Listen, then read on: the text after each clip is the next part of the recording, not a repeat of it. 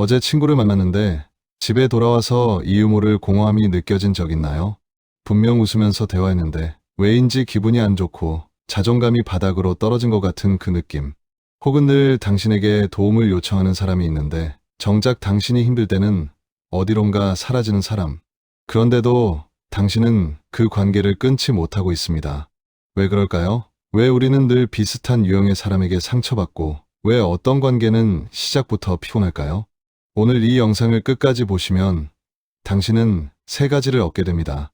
첫째, 관계에 숨겨진 진짜 목적을 꿰뚫어 보는 눈. 둘째, 더 이상 착취당하지 않는 관계 설계의 기술. 셋째, 상처받지 않으면서도 관계를 유지하는 성숙한 전략. 지금부터 우리가 믿어왔던 관계에 대한 모든 환상을 깨뜨리고 진짜 관계의 본질을 파헤쳐 보겠습니다. 우리는 관계를 이렇게 배웠습니다.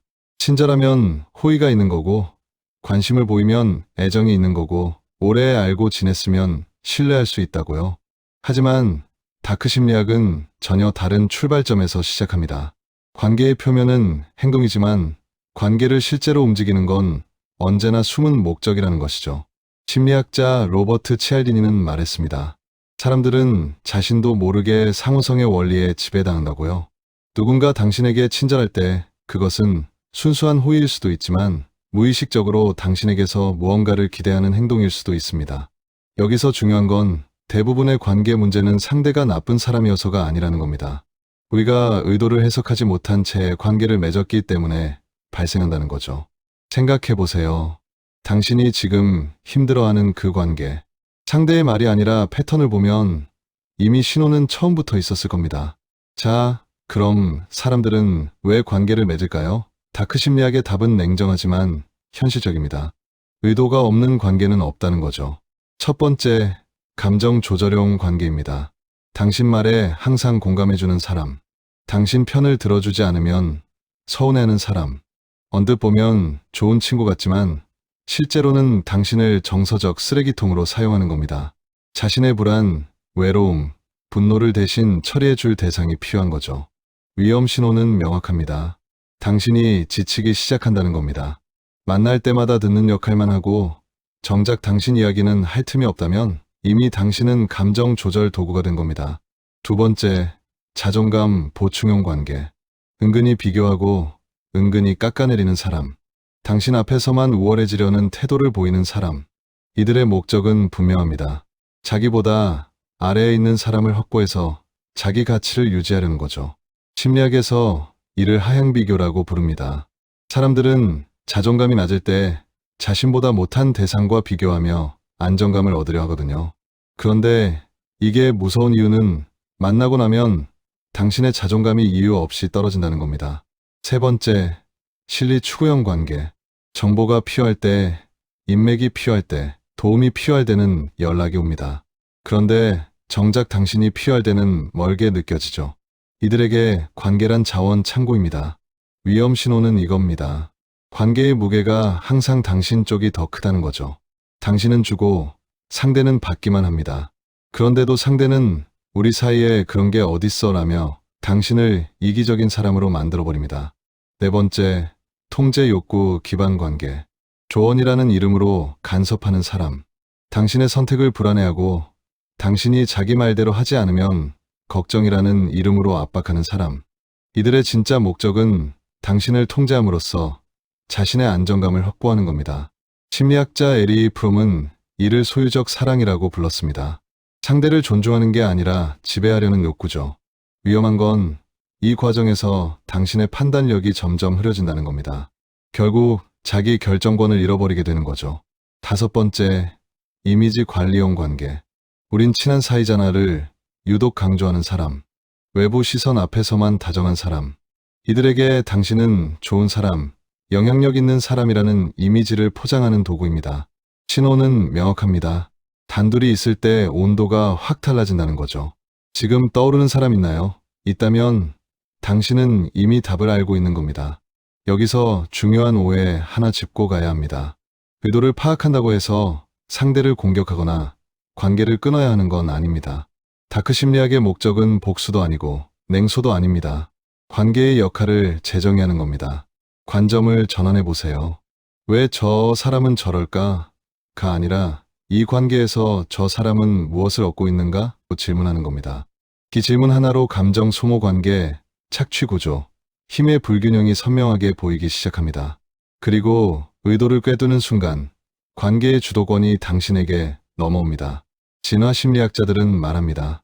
인간은 본능적으로 호혜성을 추구한다고요. 주고받음이 균형을 이루지 않으면 관계는 지속될 수 없습니다. 당신이 느끼는 피로와 답답함은 잘못된 게 아니라 관계가 이미 균형을 잃었다는 신체의 정직한 징후입니다. 그럼 어떻게 해야 할까요? 관계를 재설계하는 4단계 실전 가이드를 드리겠습니다. 1단계, 감정 말고 패턴을 보세요.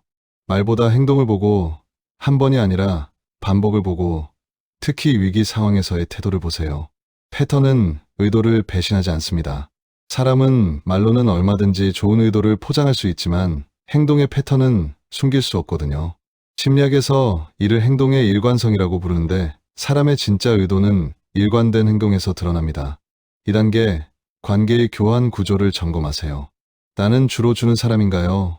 아니면 받는 사람인가요? 이 관계에서 나는 쉬어도 되나요? 불균형은 반드시 비용을 요구합니다.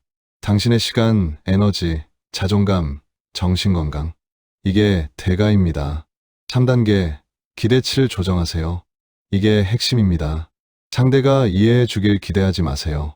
상대가 변하길 기대하지 마세요. 대신 이렇게 정의하는 겁니다. 이 사람은 여기까지의 사람이다. 관계를 끊지 않아도 기대만 내려도 상처의 70%는 사라집니다. 심리학자 엘버트 앨리스는 말했습니다. 괴로움의 대부분은 현실이 아니라 현실에 대한 비합리적 기대에서 온다고요. 당신이 상대에게 깊은 이해와 무조건적 지지를 기대했다면 그 기대를 내려놓으세요. 상대는 그럴 능력도 의도도 없을 수 있습니다. 그리고 그건 상대의 잘못이 아닙니다. 단지 그 사람의 한계일 뿐이죠. 4단계, 관계의 거리와 역할을 재설정하세요. 깊은 관계를 기능적 관계로, 자주 보는 사이를 가끔 보는 사이로, 감정 공유를 정보 교환 정도로 조정하는 겁니다. 이건 도망이 아닙니다. 전략입니다. 당신을 지키는 성숙한 선택입니다. 관계를 끊는 게 용기가 아니라 관계를 재설계하는 게 진짜 용기입니다. 관계에서 상처받지 않는 사람은 사람을 안 믿는 사람이 아닙니다. 관계를 구조로 이해하는 사람입니다. 다크 심리학은 처음엔 차갑게 느껴질 수 있습니다. 하지만 그 끝은 오히려 당신을 지키는 성숙함으로 이어집니다. 당신은 나쁜 사람이 아닙니다. 착한 사람도 아닙니다. 당신은 그저 관계의 본질을 이해하고 당신의 에너지를 지킬 자격이 있는 사람입니다. 고대 그리스 철학자 에픽테토스는 이렇게 말했습니다. 우리를 괴롭히는 건 사건 그 자체가 아니라 그 사건을 바라보는 우리의 관점이다. 관계도 마찬가지입니다. 상대가 당신을 괴롭히는 게 아니라 관계를 어떻게 정의하느냐가 당신의 고통을 결정합니다.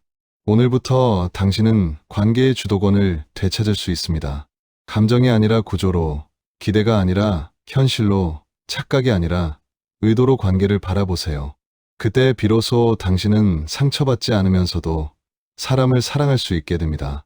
이 영상이 도움이 되셨다면 좋아요와 구독 부탁드립니다. 당신의 관계가 당신을 지키는 관계가 되길 바랍니다. 사람은 말로 관계하지 않는다.